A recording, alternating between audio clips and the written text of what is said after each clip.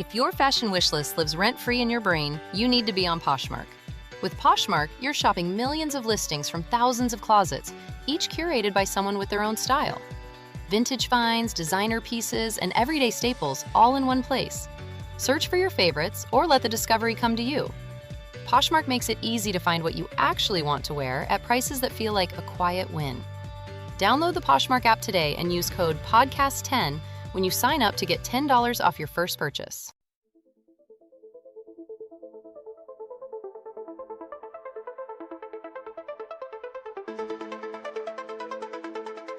Hi, my name is Nikki, and I'm the daughter of a murdered woman. Welcome back to Papi Killed Mommy. Before we get started, I have to give the trigger warning. This episode contains discussions of domestic violence, homicide, and other potentially distressing topics. The man discussed in this episode is considered innocent until proven guilty in a court of law. Listener discretion is advised. During the last several weeks, I've taken you back with me to 1993. From the case file, it's clear my mom's investigation stopped moving by the end of that year. But my aunt never did. Behind the scenes, Aunt Wendy and my Grandma Bea were deeply involved in my mother's case. I even found an original 93 case file with my grandma's handwritten notes and thoughts in the margins. And I know my aunt constantly called, pressured, and inquired about my mother's case, but essentially getting nowhere for decades. I realize now that I am the third generation of Wasilishin women to fight for answers about my mother's death. My grandma fought, my aunt fought, and now it's my turn. But at some point, this cycle has to stop, and I believe it stops with me. One way or another, I'm going to see that there's an end to this case. Wendy was in and out of my life after my mother's death. In the beginning, she was always there, calling, writing, visiting. She was devastated by the loss of her sister and best friend, and she did her best to fill that hole in my life. At first, she even remained in contact with Russell, for my sister's sake, staying friendly so that she had a chance to see her. Wendy dreamed of taking us girls to Disneyland to honor my mother's memory. That meant convincing Russell to let my sister go with us, something I still can't believe she managed to pull off. I don't remember the exact date, but it was the summer of 1994, a year after my mother's death. This was the first time I'd seen my sister since Christmas. I don't remember the trip to Disneyland itself, no memory of the drive or the arrival, but I do have photographs, me, my aunt, my cousin, my sister, and in all of them, I'm not smiling. What I do remember vividly is what my sister told me when we were finally alone. In the squad car after our mother's death, my sister kept repeating, "Papi killed Mommy, Papi killed Mommy, Papi killed Mommy." She told everyone, every responding officer, the detective who interviewed her, even our foster family. She was adamant, unwavering, and constant the entire time we were in foster care. It was always the same. Papi killed Mommy. After foster care, I saw her again at Mom's funeral on July 14th, 1993. I don't remember us talking about our mother's death that day. The next time was Christmas when the whole family was together. No private moments to speak alone. But then came Disneyland, the third time I'd seen her since leaving foster care. We were sharing a room and I decided it was time to talk. I asked her what she remembered and how she felt about Mom being gone. Her answer floored me. The words that came from her mouth were nothing like what she'd said before. Instead of Papi killed Mommy, she told me, Mommy killed herself. I was confused. Suicide had never been part of the conversation. Never. My dad had always been upfront with me about what happened. My aunt and my grandma weren't as blunt, but they were consistent. My mom had been killed and Russell was responsible. And now, a year later, my sister's story had flipped completely? I tried reminding her of what she'd said before, but she was locked in. She just kept repeating, Mommy killed herself, Mommy killed herself, Mommy killed herself. So of course, I told Aunt Wendy and Grandma Bea the first chance I got. And they must have confronted Russell about her changed story, because after that, I didn't see my sister again for a decade. The rest of the 90s blurred together. Grade school became high school, and my mom's face faded in my mind. My sister's faded too. Back then, if you were into true crime, there was no endless stream of podcasts or YouTube channels. There was A&E. I devoured shows like Cold Case Files and American Justice, both hosted by Bill Curtis. I was obsessed. My dad couldn't understand why I wasn't watching MTV or cartoons. He didn't understand every time I watched an episode, I thought about Mom. I imagined her story being told on one of those shows, but it never was. In reality, her case file sat collecting dust on a shelf in the Sedona Police Department evidence room.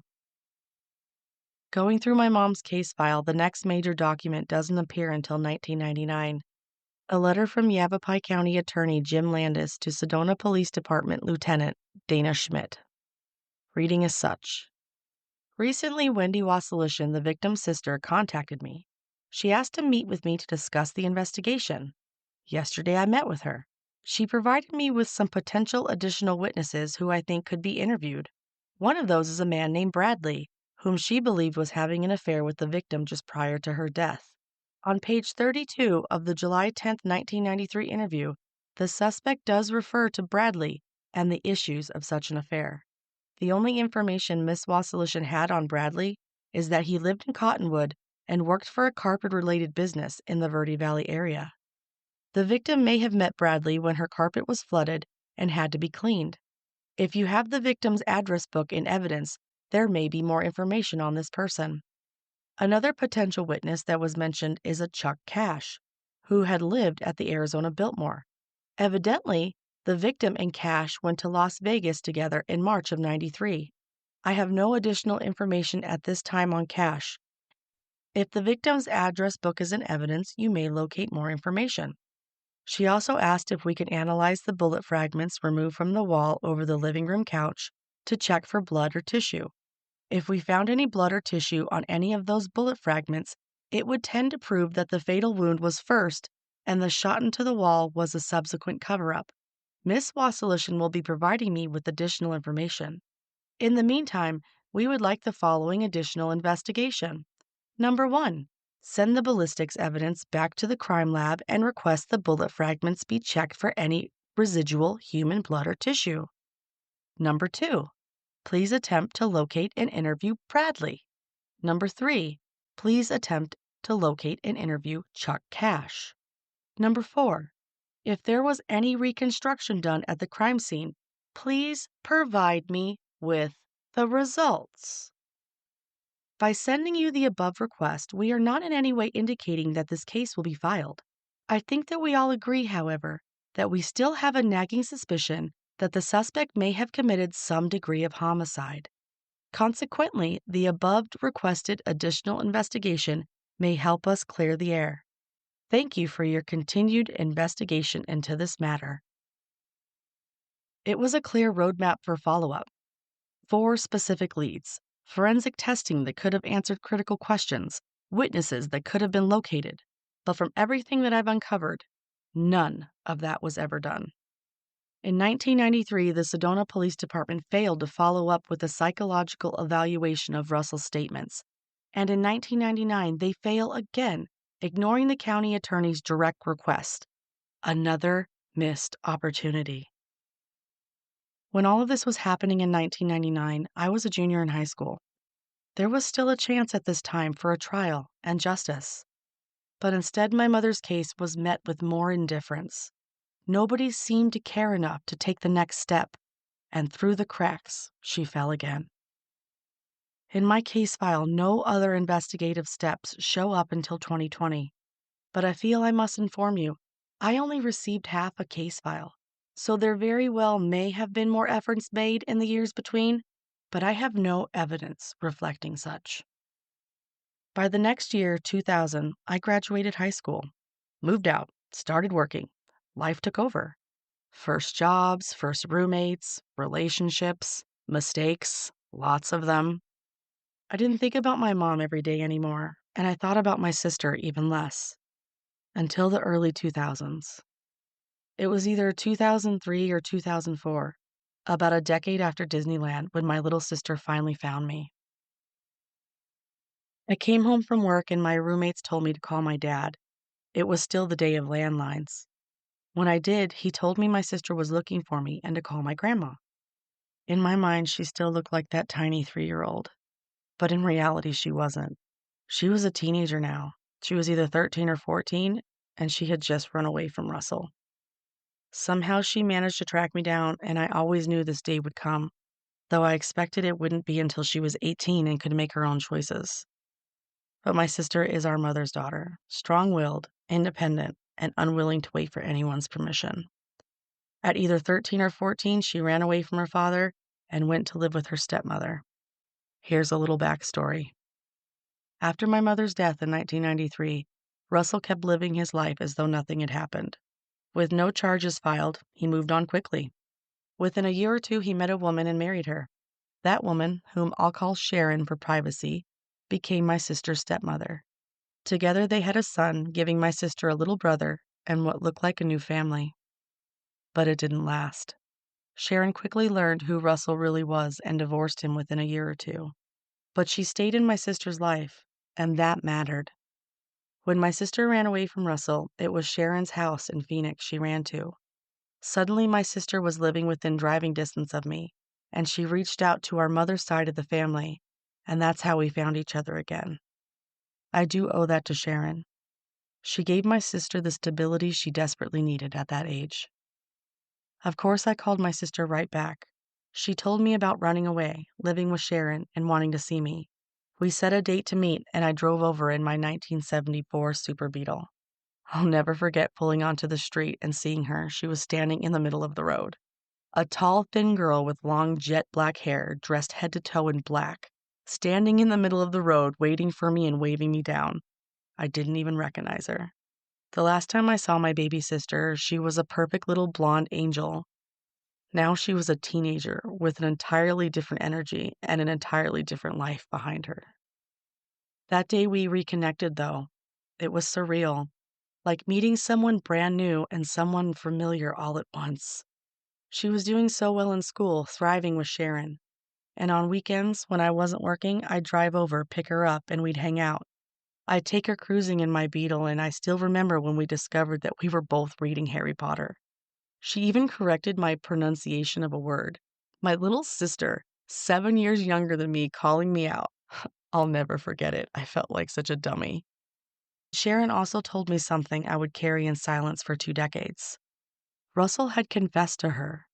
He told her he took a shower, started a load of laundry, and made phone calls after my mother's death. But in my early 20s, I didn't know what to do with it. So I held on to it for another 20 years. When I was diagnosed, all I wanted to do was get back to work. I wanted to get back to that trajectory that I was on prior to the cancer. I always felt like I had value, I had a place on the team to just be treated with dignity.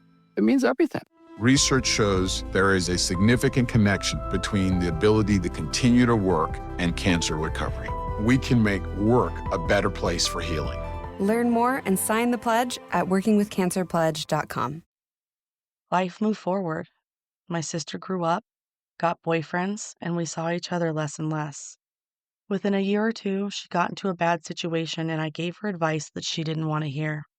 And just like that, she cut me out of her life. But this time, it was her choice. So I kept living. In my 20s, I worked. I lived on my own, moved in and out of my dad's house, and had roommates. I stayed out of my mom's case entirely, telling myself I'd just wait until the police called to say they'd made an arrest one day. I never got married, never had kids. Instead, I found my calling in animal rescue. I opened Nikki's Place, small animal refuge, taking in over 50 rescues and adopting out more than 40. It was one of the most rewarding and most heartbreaking things I've ever done, animal rescue. If you know, you know. And through it all, I worked in restaurants, Chili's, TGI Fridays, The Good Egg, First Watch, Denny's, 17 years in total, working every position from the front of house to actually cooking some days. And at TGI Fridays, I met Sarah Turney, long before either of us knew how our paths would cross again. By 35, I wanted stability, a partner, a family. I downloaded Tinder, don't laugh, after seeing it on CNN, not realizing it was a hookup app. 11 months of bad dates later, I met Dustin on December 16th, 2016, and I moved in with him the following spring. Between us, we had 7 dogs and 3 cats, and for the first time, I really did feel settled. It was about that time, out of nowhere, my sister came back into my life. She was now 27, married, and living just a short distance away. 2017 was one of the best years of my life. Between my relationship with Dustin and my newfound relationship with my sister, we spent time together, we took pictures, we made memories. 2017 was the year. And then one night at my kitchen table, I made the mistake of bringing up our mother's murder. I thought it was the right time, but her reaction told me instantly it wasn't. She shut down. Eyes were on her phone, hands were fidgeting, the conversation died. And I let it go, thinking there would be another chance.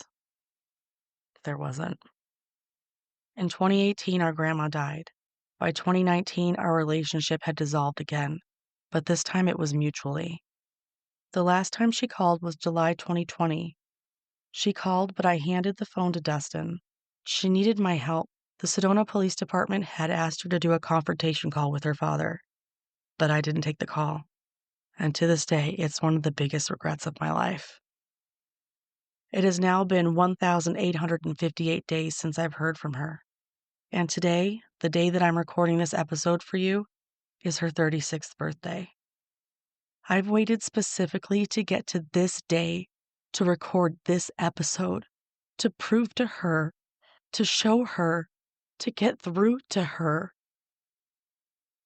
and to tell her that you are now 4 years older than our mother ever got to be. I want to take a moment to speak directly to her. Okay? I know we've been through a lot, and I didn't understand you then.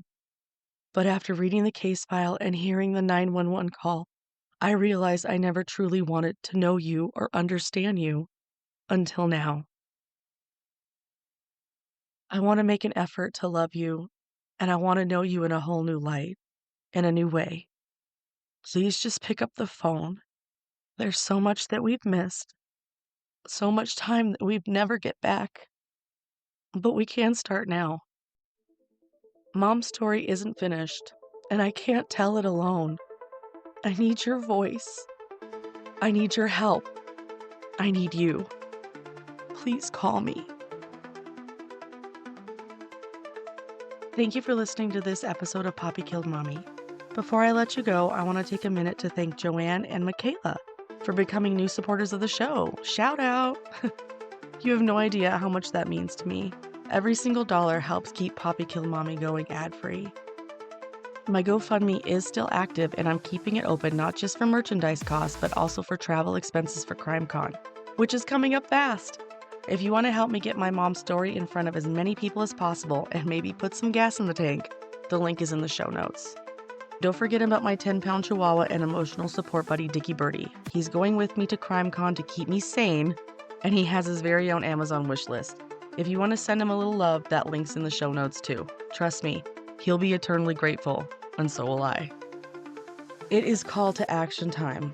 I need you, yes, you, listening, to make some noise. Please take a few minutes to either call or email the Sedona Police Department and ask them kindly to officially reactivate my mother's case. To call or email the Yavapai County Attorney's Office and urge them to take another hard look at the evidence.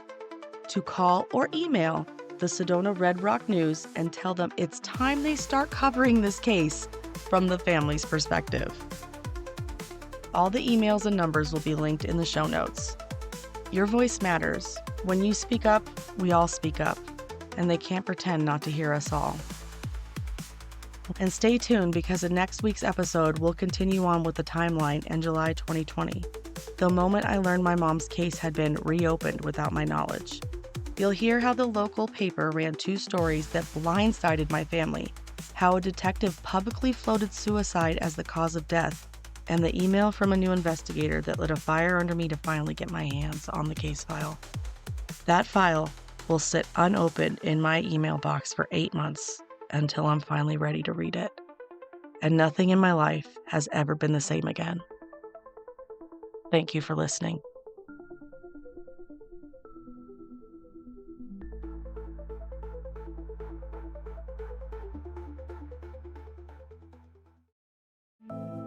I need to be healthy every day to survive it and go through the next chemo round and the next chemo round. So it's important that work was part of that, to keep my mind busy for 8-9 hours. And then I had to go back and face the reality. I had a goal, and the goal is to survive. Research shows there is a significant connection between the ability to continue to work and cancer recovery. We can make work a better place for healing. Learn more and sign the pledge at workingwithcancerpledge.com.